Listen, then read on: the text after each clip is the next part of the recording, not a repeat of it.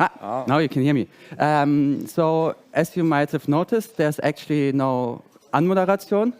That's actually missing, so we are doing the moderation now, and that's right our topic. We are doing moderation on Matrix, and moderation can be severely lacking there. And yeah, that's we're basically just telling us a bit about our experience, the different tools you can use, and how they might help in different use cases and such. Yeah. So yeah, let's start at who we are and why maybe we are kind of qualified to be able to talk about this even. So I'm MTRNord. Some people might know me from a long time at Matrix. Yeah, I'm doing a lot of stuff. I recently started to work on Dropnir with Knuxi together and hosting Dropnir for All, which is like a free hosting for that moderation bot. And so I kind of started getting into this software side of moderation a little bit and gaining quite some experience in that field. I'm mostly known for being noisy, which is why I know moderation from both sides. And I also maintain the Nico client, which you might have heard about, and I'm part of the community moderation effort, which you probably haven't heard about. And I also maintain the unofficial Two community on Matrix and a few of different projects, and yeah, I do at Family, and I can do UI. So if you ever wondered about that, and if you need to contact me, my MX ID is there. So who of you ever dealt with moderation in any kind of capacity, or yeah? Okay, that's more than I expected from based on what I heard on Thursday, but okay. So yeah. What are we trying to talk about? We're not talking about how to moderate your home server, because we all have small home servers because we're enthusiastic about it stuff. So the only people we could ban are like my mother or something, and that has its completely own consequences, and that's not really something, like that might be a different topic that we could talk about, but that's not what we're covering here. And also we don't really have experience with communities over 10,000 people or something. Like my rooms are usually only around 1,000 people or so.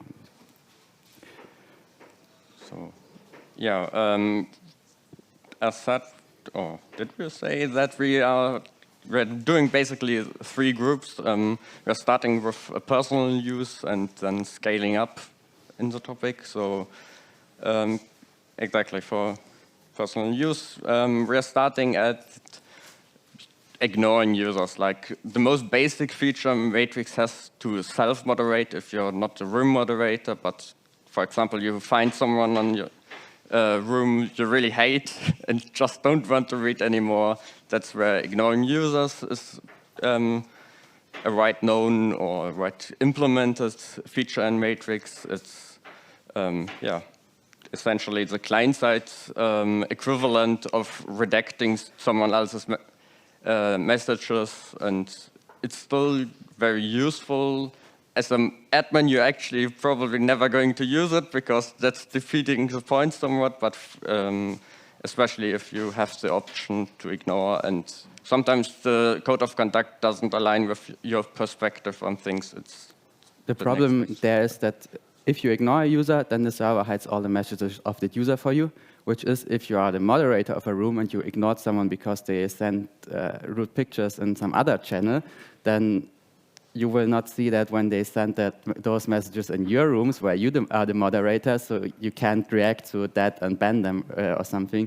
So this feature needs to be used carefully if you actually also have to moderate community. So to say, is it server-wide? Well, it is for your user. It hides all of the messages of that user. It's per user. It's a list per user that you're basically filtering out a certain user out of your local. It's not server-wide in that sense. Like if you ignore the user, it's not hidden for all of the users on your server. It's just hidden for your user, but across all of the rooms that you are joined. Yeah, the other big thing Matrix has is like the reporting button. You can click on the message and say, let's report the message. But sadly, currently, it really comes with a big catch, because it's not going to call the room admin. It's going to call the home server admin, which in many cases is just the wrong address to send it to, either because you're self-hosting your server, so it's going to land in a database on your own server, which is pointless, or you have encrypted rooms. There are no decryption keys, so a home server admin can't read the message.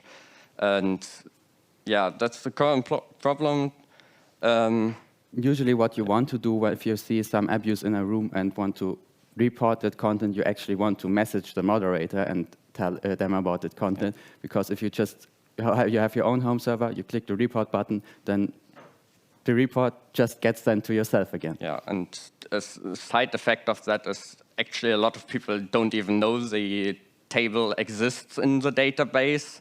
So it's even worse that people who could use it will never even see these reports because they are lost into the void, essentially. There's some integration you can set up with Mjolnir or Dropnir, where it then actually will tell you a message about it, that someone sent a report, and you can click on a button to ban that user that not that sent the report, who was reported, and or redact the message. And you can also configure it to have the trusted reporter, but we'll talk a bit more of that later.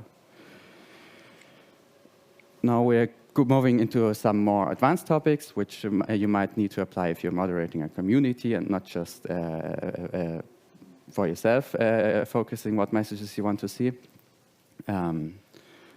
Usually when we talk about a small community, we mean something like a project room that you have, where a few people join to ask questions about your projects, and you're usually the only moderator in that room. Maybe you have a few friends that also help out with moderation. Off-topic room for that project, let's say 3 rooms or something is like what we're targeting here. And the most easy starting point is just use the client-side features. All clients have to able, or all somewhat with some development at some point had kicking, banning, muting or ignoring people, and all the very basics you expect from basically any messenger. That's obviously there. There's also often when you are kicking or redacting a message, there's a reason field. Element Web is showing that, where you can type in a reason why you did that. On the other hand, especially Element Web is not showing that reason. So the use is also limited. It might more be something power users are seeing in the end. And yeah. If you ban someone for a reason, then sometimes that ban reason isn't actually shown to the user, so they don't actually know why they were banned. And the same as with messages, that sometimes the other user can see, so you always need to be aware of, when using those tools, that when you supply a reason, they might never see that. Yeah, and before they go, the other point, which also comes up later again in the next bigger group, is if you're using them, your identity obviously is bound to the action. So your name will be on the ban event. It won't be anonymous, which might be something you're after at a certain size. Another thing you can also just use is if you see, okay, there are lots of people joining my room suddenly to spam it, the first thing you can do is just make the room invite only. Then they can't join anymore, and that's usually the spam wave then passes after some time. So that's an easy way to mitigate something like that, which you can do from your client. You can also do some more complicated setup where you require them to already be in a different room before joining your room, which protects against a lot of spam, because many spam users are just registered just to join your room and spam something. And so if you require the user to also have been already in a different project room of yours, then they won't be able to easily join. And that's especially useful for something like an off-topic room, where you might want to only people talk off topic there when they also were interested in the project before. Or you can also ask them to knock when they want to join a room, and then you need to explicitly approve that they can join the room, which can also lead to spam, that just a lot of people knock on your room, and as you know, 100 people knock on your room, that gets pretty loud and annoying quickly, but it can prevent them from actually sending messages into your room. Something else you can do is you can ban a whole home server. Like if you know that see that all the spam is coming from one home server right now, then you can just in Element Web, I think, has a special configuration page to enter Yes. that. But there are also other tools to enter them, which we'll talk about later. And there you can ban a whole home server on the network level. This means that it doesn't include something like backfill or so. So if a different home server received the spam already, they will federate it forward to you. But if all servers applied it at HCL then, which is they usually do when it's sent in the room, then it prevents that server from sending anything into your room. There's also the catch if you have a home server that's pretty new and doesn't even have all features yet. There are cases that those servers might leak messages to the banned users because they are not applying this ban. So. And also, of course, you can apply it to everything. Most of our spam users come from matrix.org because it's the server that everyone uses. So also the spam users use it. But of course, I can't just ban matrix.org because there's valid users on that. So that's not a tool that you can use very widely. And you should also be very careful when using that. At least nowadays, you can't ban your own home server anymore, which used to be possible, and then you got a funny message in Element Web after it happened the first time that, congratulations, you just made this room unusable or something.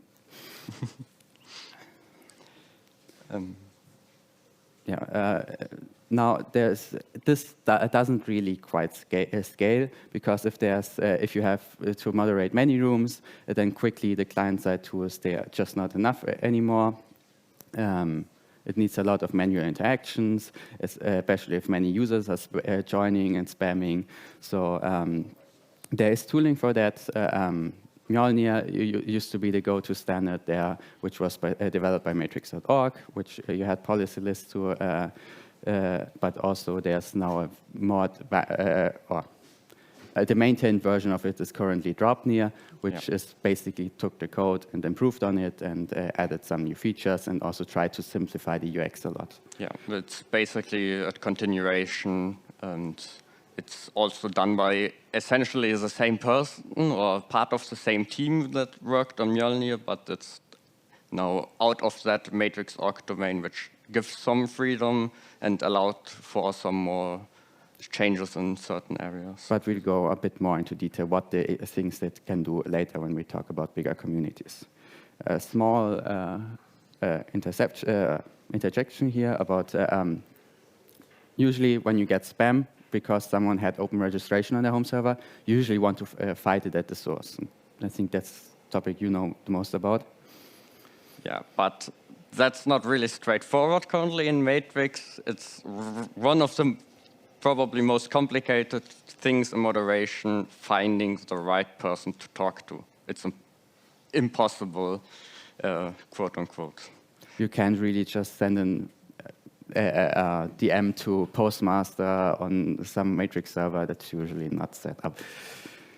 Yeah, there is an MSC for that. There's always an MSC for our issues. And this one is by Halfshot. It's essentially you're adding a piece of JSON to the well-known directory, which is already used for delegation. So it's usually in many servers already present. There are some edge cases with that where you can't have that due to hoster restrictions. And that one allows you to, for example, say, here's an email address, talk to our support team, or here's the room, or other medias of communication where you can delegate this support process to. So who of you has that set up already? Well, I have. That's about what I expected. Who will set it up after this talk? Well, it's already 3 people. That's worth like quadrupling it at least. Yeah, the current process is kind of like you're starting out probably looking at this JSON file, if you even know about it existing. That's the first place many more many people that are already deeper into moderation probably will look there first. The second thing usually is, especially bigger communities have help rooms or general rooms or DevOps room or something like that, which you can talk to. Some people have their blog posts on the same domain, so there might be a contact form or an Impress or something like that where you find an email address. But if all things don't help, maybe someone else knows. So you're asking quite a lot around to be able to find someone who might be able to talk to, and that still doesn't solve essentially the problem, because they still might say, yeah, no, I'm not dealing with that. Yeah. One thing I usually use is if the server is listed as being public and you can register on it. It's often listed in some public server directory, like joinmatrix.org, and usually there you have to already do some verification to end up on that list. So that's also an avenue you can sometimes use to contact a server and maybe tell them, yeah, your registration doesn't have a captcha and someone has used the script to register 100,000 users on your server to join into my rooms, and that's causing a bit of a problem. So yeah, the short way to say that is you just have to do your research. It's not going to be easy, and it's probably going to stay like that for another while before we really have a good way of doing that. Now, if we already talked a bit about Mjolnir, but now when we're going to look at what tools do we have for medium-sized communities, and you basically currently need to use Draupnir, Mjolnir, something like that, because one of the important things it doesn't show that you banned someone, but it just shows that the moderation bot banned someone, because often if you ban someone, you make that person upset, and then you get a lot of DMs spammed or personal hater rates against you. Someone's going to make a YouTube video about you and tell you that you're using some weird socks and other stuff that I don't really understand, but that exists about me, and a few other people that I know. So usually want to, at a certain scale, hide who's the actual moderator behind the decision, so that there's no personal vendetta against people, and it's just maybe against the project, but that's easier to deflect and not be affected by it. And on a technical side, it also allows you to propagate a single ban actions across like a whole set of rooms, or maybe across different communities.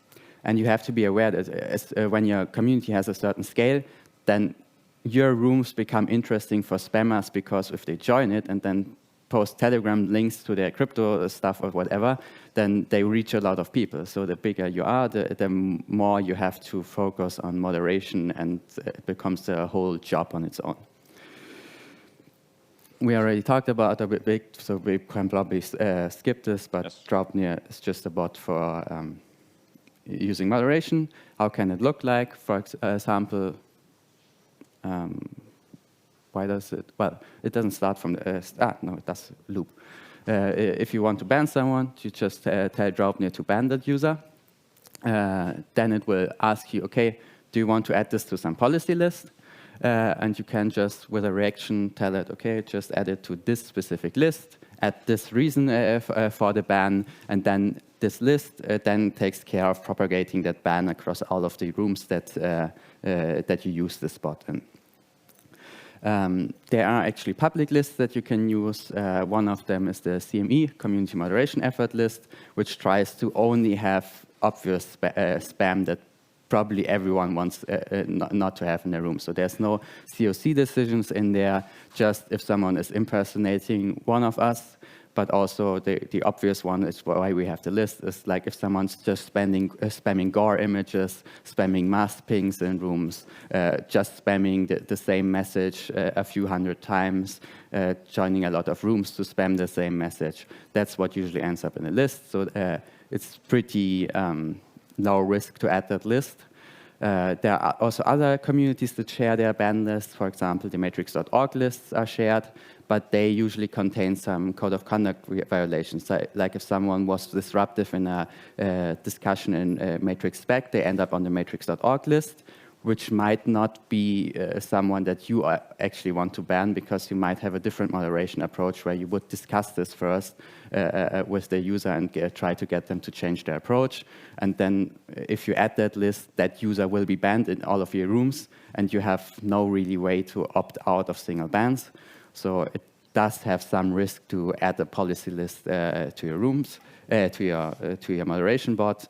And it also has the problem that if someone gets unbanned on one of your lists, if you unban it on your list, your bot will apply the unban in all of your rooms. But if someone else unbans someone on their list, that unban doesn't federate into your rooms, because it can't tell if you banned the user in your room just manually, or if it was banned by the list. So it can't propagate the unban, which then causes the problem if you send a message in between a spam wave because you were discussing something, then you might get added to some ban list, and you're suddenly banned in the Arch community, for example, and you have to message all the moderators of the different bots to get unbanned in the rooms, which is very tedious and annoying, and which is why you need to be really careful to subscribe to a list that doesn't do a lot of mistakes. Essentially, all lists are rated the same in a way. There's no obvious way currently to say this list is default, but this other list is going to override things easily. So it collects all the bans from all the lists and then applies them to your room. And yes. What the bots can also do is that they, as we already mentioned, reports just end up in your database. But if you're running a home server or something, or you have a few users on your server that might notice spam, then you can set up the bot to handle the reports, and it will then either send you a message that someone reported this message for something, and you can then click on a button to ban that user or just redact their messages. But you can also set up a set of trusted users where if they report something, they probably meant it, and it automatically then tries to ban or redact the messages of that user, which can be useful. What they also have is they have specific protections, like there's a lot of automated spam that looks the same. So what you can, for example, ban a specific word, like all Telegram links, and then everyone who sends a Telegram link, they will get automatically banned. They don't usually get added to the ban list there. There's an internal protection list, because if you automatically ban someone, there are bound to be mistakes, and banning them across the whole network might not be what you're after. You can also ban someone for if the first message they send into a room is an image. That's very typical of spam. And there's also, there's a join wave protection. If there's like a few hundred users joining your room, then it can also set the room to be invite only or something to protect against this wave automatically, because maybe you were sleeping. For one of them, we have there is the ban propagation also. Like if you manually ban someone, as you can see here, then the bot will actually message you, did you want to ban them also in other rooms? And then you can just say, yeah, do that for me, and it will propagate the ban. That makes the interface to interact with the bot a bit simpler, because you don't need to enter a command to ban someone. You can just ban someone and then have it propagate. But of course, it has the downside that it's not anonymous anymore. And you still have, again, the issue of your name is attached to the initial ban, which might or might not be what you're after. There's also, if you ban someone in your rooms and you're not on the server that's actually the spammer, then it can be happen. So, example, if Matrix.org has an outbound federation delay, we'll just assume that now of 5 seconds, and someone spams messages at like 5 messages per second, then you will have the problem that once your ban arrives at Matrix.org, they will have already sent more messages that your server will not accept them, and you will never see them, but they are on the Matrix.org server. So what you sometimes need to do is have moderation bots on multiple servers, so that you can actually delete the messages that all the Matrix.org users can see, but nobody on the other servers, because they got the ban immediately. That's just a problem of being eventually consistent, but not everything synchronous. That's especially bad if we had a case where a server was taken over, like we had a public registration and somebody didn't notice that, so the spammers used it. So as the admin wasn't reachable in time, we decided to just ban the whole server for now until we can reach them. And we had the same issue, but it's a lot harder to solve with a server ban, because as soon as you lift it, all the messages are flooding back in, which you also don't want, but you can't delete them on that server before because that server is still banned, so you're a little bit in an issue there, and it's really hard to solve those issues sometimes manually. So what can you do if you have a community and want to moderate it? The first thing is just check the client tools. Do they cover everything you need to do? If that's enough for your community, then you don't need to go through the effort of setting up complicated tooling, because that also takes time. And if it breaks, then you have to deal with that. And that can sometimes be more effort than just using the ban button in your client. Yeah, and the next step is obviously going to have a bot. There are different ways to do that.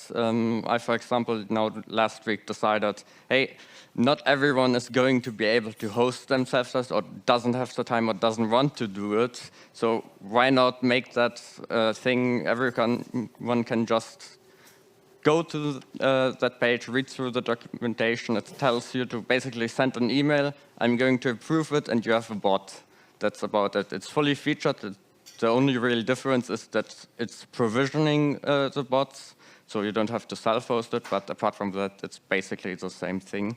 And the hope is that it's going to be a little bit more accessible to smaller communities, because those usually don't really have a server, or if they have, they might not have the capacity to moderate or, well, not moderate, but to DevOps the bot, because it's like a lot of work to sometimes set up, because it has some edge cases still. It's not quite perfect always, but usually it's fine. But you still need someone to be able to look at it, and not everyone can do that or wants to do that.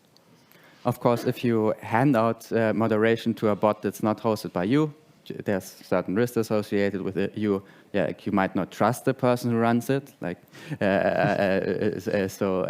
You might not want to give that the highest permissions to ban everyone in the room, which might include yourself.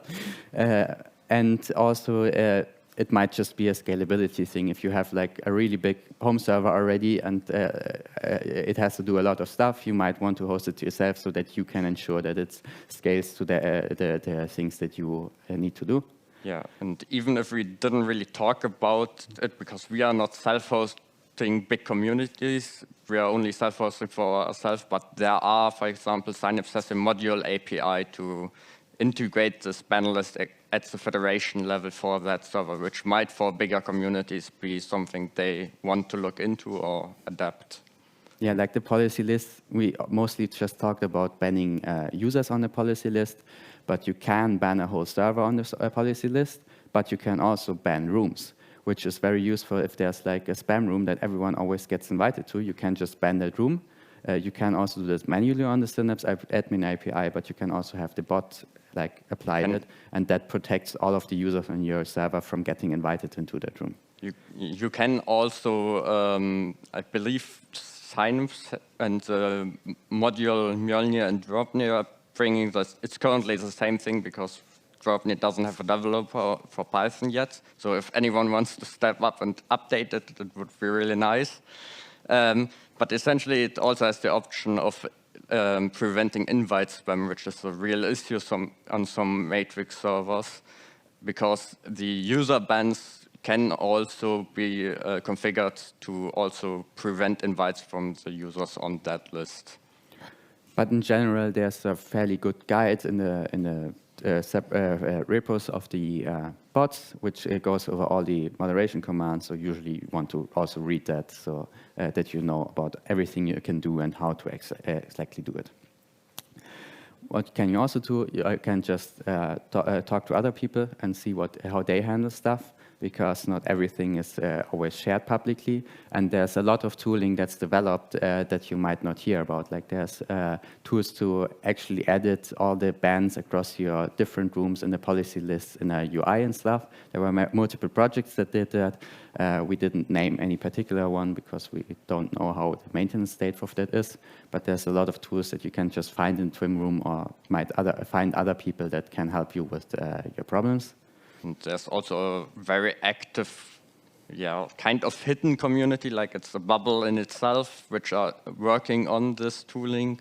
And they are at least trying different options. There are a lot of options that will probably never will be seen by the public because it just didn't work out, but there are people really enthusiastic about building or trying different solutions.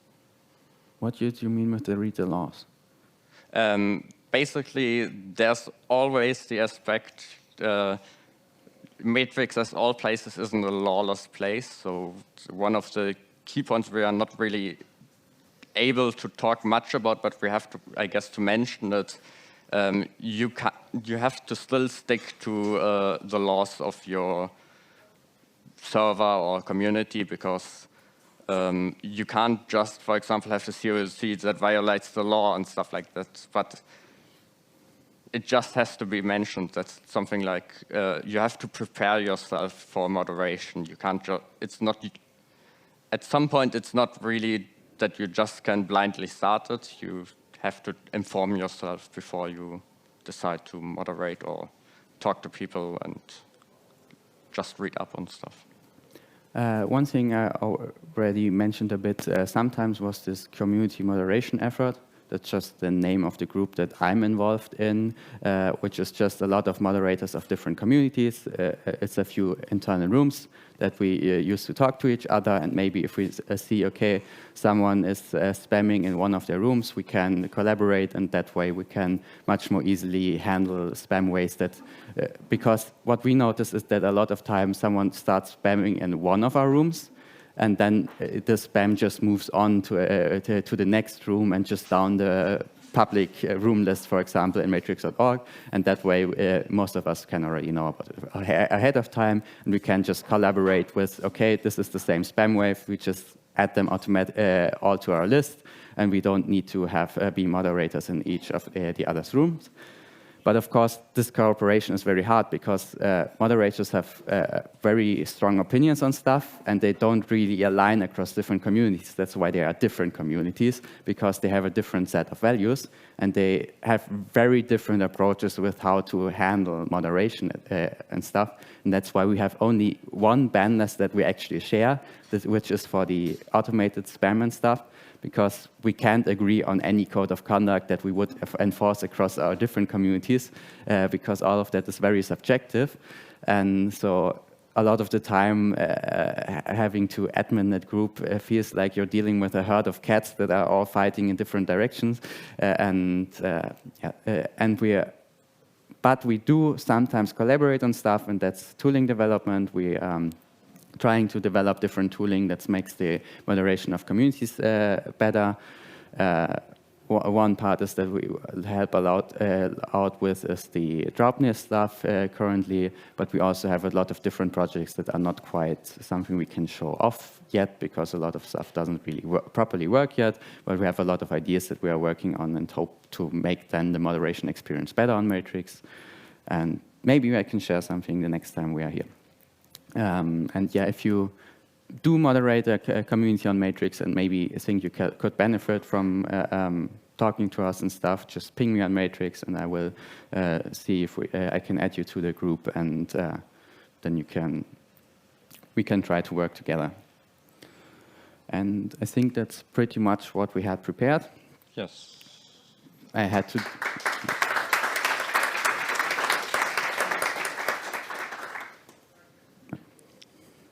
I had to deal with some spam waves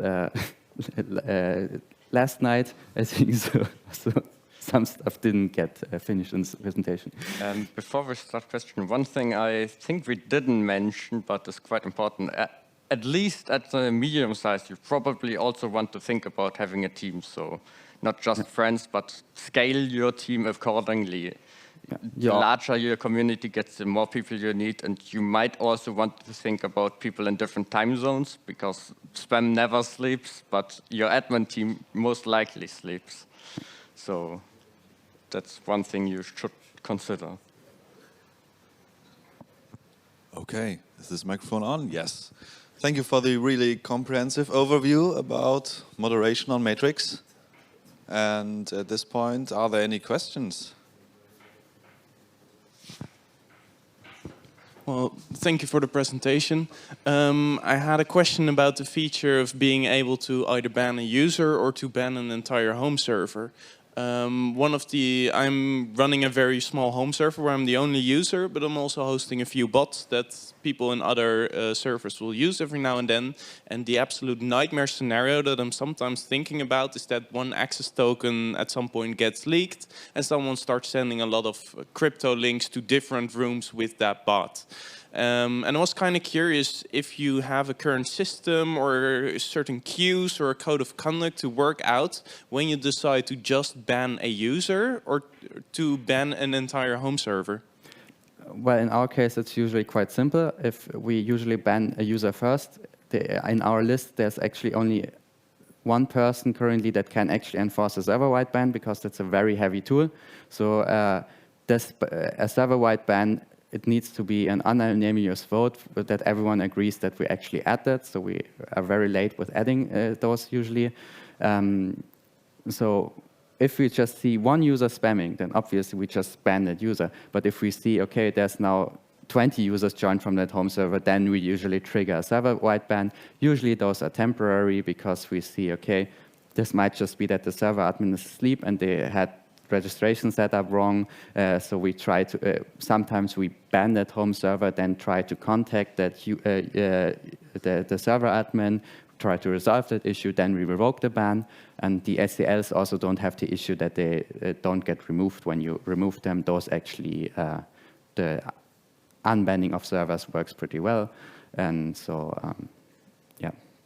Usually just if we see multiple users, so if one of your access tokens leaks, it shouldn't be an issue. If all of your access token leaks, then well, then it might be fair to ban your server. Yes. Thank you.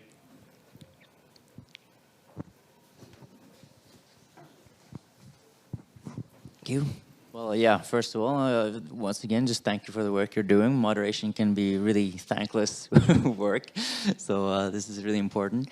I'm wondering if you're familiar, or if you yourself have worked with it, or if you're aware of any work that is kind of the opposite of these federated block lists, as in federated allow lists. Essentially just having someone joining your server and you know at least at a bare minimum that this is a human being that has interacted elsewhere without being reported as a spammer. So you kind of get a baseline of this is a person, yeah, that's here to talk to you normally. Well, first of all, that's very hard to do, because if you want to have an open federation or something where everyone can host their own home server, then it's very hard to actually verify who registered on that home server that you have never heard about. What you can do, what I mentioned a bit at the start, is require them to already be joined to a different room, which of course spammers will eventually join all rooms, but that can, for example, which I use for my off-topic rooms, that my off-topic rooms are configured that you have to join the main room first before you can join our off-topic room. And that way you have already some verification. Of course, you don't know if that's actually a user or a spammer that just joined rooms in that order, but it does make it, we're trying to find a natural path that someone discovers the room, and that's usually by joining the project and then seeing, okay, I want to talk about other stuff, they get pointed to the off-topic room. So that's one way you can do that, but there were some things where they tried to use interactive verification of that user, where basically when you joined the room, you got messaged by a bot to reply, but that's of course usually very easy to break.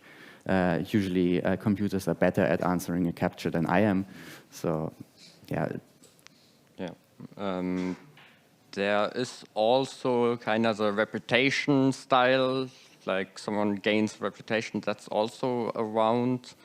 There are different opinions if that's a good idea or not, but yeah, the current approach that's proposed for reputation is just you can give someone a score of 0 to 100, but there's like what scale is that? Someone has a score of 100 by one person, and I would maybe give them a 5 because while they can talk, they are not really good for the actively helping out the community.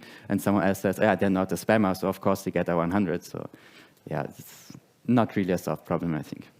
Yeah. Nice, thank you.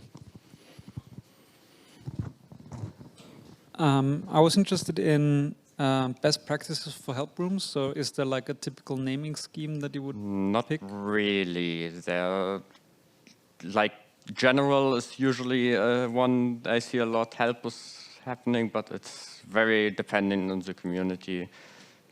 Usually it's best to just try to open the room directory of that server, and often those general rooms are usually at the top, not always. But usually can find it easily in a room directory if you just search for help or something. And usually if they have such rooms, they usually have a project website where it's linked. That might also help, like if you think about Ansible, Fedora, those probably link their rooms somewhere because they anyway want those people to be on that platform. So, and what you can also do is, like, if you register on something like Mozilla.org, then you automatically get joined to one of those rooms, I think, or it just tells you during registration where the support room is. So that's also one way you can find it. But yeah, the usual names I see for it are support or general, and that's just the alias or something. Yeah. Okay, and one more question about just in general, I'm interested in like how would the communication between server admins work when like you ping somebody that somebody's spamming there? Is there some, do you typically verify each other as in like make sure that the person is really the admin of another server? And also what do you do if you get a report? Do you just delete the user from your server? I guess so far it's like people know each other for the bigger ones, and then you're usually trying to find someone who knows someone and stuff like that. So it's, I don't think we really have a list currently of stuff. And what you usually do is that you just link to the event that's the spam or something. For example, if you send an email to abuse@matrix.org, then they usually want to have some link of, okay, where did it happen? And then they will go and check themselves usually what the event is, because as a home server admin, you can usually see them unless they are encrypted, but then matrix.org doesn't enforce moderation in encrypted rooms because they can't see the content, and so there you are on your own. But there's usually no real verification there who's the admin of something, because if you tell someone, okay, there's 1,000 users registered on your server in the last few minutes that are spamming my rooms, there's little verification that you need to do, because the admin of the server can just look in their management board and see, okay, my outbound federation is going through the roof and everything is on fire on that server. So they will easily know that, okay, your report is true there, and if that reaches the wrong person, then someone else knows that there's spam on that server, which is like not really that big of a problem at this point. Okay, so you would then go to your own server, find the user, and use the client-side tools to ban them, or or Synapse API has a way to deactivate users, and you should really never, if someone tells you someone was disruptive, just ban them. Yes. You should always try to verify that, because there's also people that are abusive in communities by just reporting someone who didn't do anything wrong.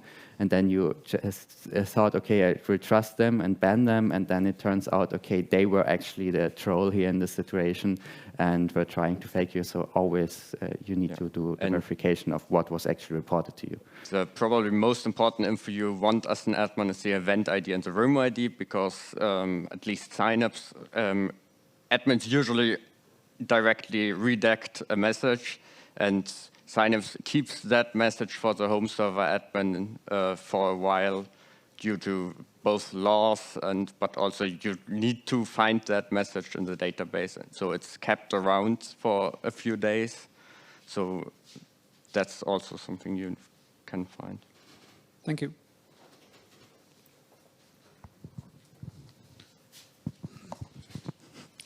What do you think of the idea of being able to move messages to different rooms? I know I don't think it's possible today, but I'm used to be able to have this feature from bulletin boards or something when you do moderation and you think this is off topic in that thread, so I move messages to other threads. And when you want to do this in the matrix, it's not possible by today, I think. But what do you think of the idea to have this feature?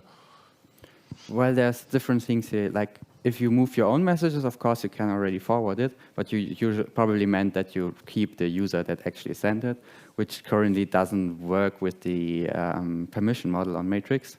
I think it would be very useful because there's a lot of off-topic stuff that just spawns naturally in a conversation, and you want to then point them to the off-topic room. With threads, you can actually kind of do it. The problem is the current relation format, which of course I have an MSC to fix that. But in Nico, if you just edit the message, you can change the thread that it's in. But of course, you can't do that for other people's messages because currently clients enforce that you only edit your own messages. I think it's useful. Of course, it could also be abused, where someone then moves a message into a different room and to put it completely out of context. So always when you, now that I have some more experience with moderation, my first approach thought is, okay, how can this be abused to cause even more spam? But yeah, in general, to have like, to just moderate the off-topic stuff and such, I think it would be very useful. But it is a long way to actually get there.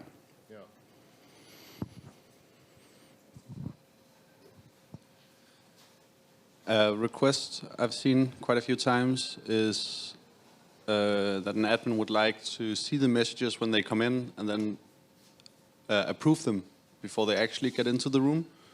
Is there an MSC for that? I believe there is moderation can delay messages MSC, and I think Element Web has a UI for it. I never seen it used. So I don't know if you know more about that one. I haven't really seen any work happening on that yet, sadly. But yeah, it's, especially if you have like new users where the messages get delayed, that can be very useful. And then you then reduce the delay if someone has been already longer in the room. Some rooms do simulate that with having a default power level that doesn't allow to write. So, but you still need some way to then have them write somewhere else, and you're back at the first problem, basically. So it's not really useful yet, but it's some things I have seen in the community before. On the home server level, you can at least do, if you host your own home server, you can have them sign the TOS before they can actually send something, where, like Matrix.org has it set up that you actually need to do that during registration, but other servers have it set up that you can actually join the server, do DMs or something, but you can't send stuff into other rooms first, and you need to then sign the TOS for that. But yeah, they actually work to have it on a room level, available for everyone, even if they don't host their own home server. I don't know of the state of that, and it's probably also still quite a bit away.